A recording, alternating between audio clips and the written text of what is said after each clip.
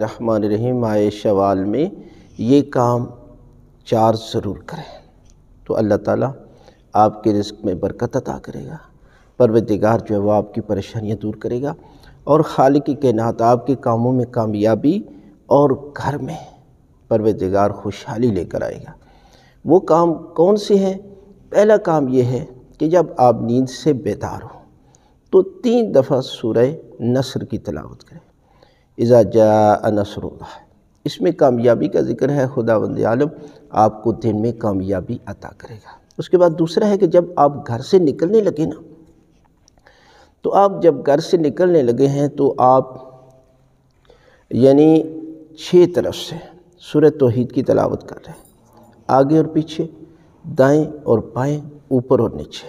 تو اللہ تعالیٰ آپ کو حادثات سے محفوظ رکھے گا، لوگوں کی شر سے محفوظ رکھے گا اور پروردگار آپ کو ایک ایک قدم پر کامیابی سے نوازے گا۔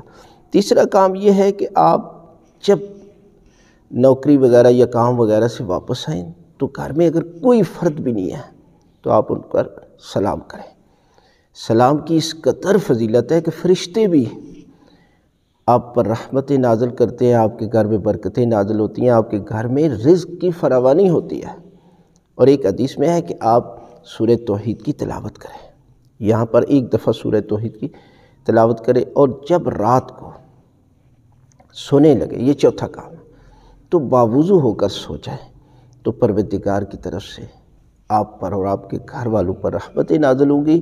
فرشتے اس گھر کو گھیر لیں گے اور آپ کا یہ سونا بھی عبادت بن جائے گا۔ ساری رات آپ عبادت کر رہے ہیں۔ لہٰذا یہ کام ماہ شوال سے شروع اس لیے کریں کہ معصوم فرماتے ہیں ماہ رمضان اللہ کی عظیم نعمتوں میں سے ایک نعمت ہے کہ جب یہ ختم ہوتا ہے تو یہ سمجھ لیں کہ یہاں سے سال کا آغاز ہو رہا ہے، یعنی آپ کی زندگی نئے سرے سے شروع ہوتی ہے۔ لہٰذا آپ ابتدا میں ایسے کام کریں گے تو پورا سال پروردگار آپ پر اس قدر آپ کو عادی بنا دے گا۔